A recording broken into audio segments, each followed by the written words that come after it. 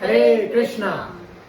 तो चलिए गाते हैं एक ऐसा भजन जिसको गाकर हम अपने मन को भगवान श्री कृष्ण के कमल रूपी चरण में लगा सकते हैं।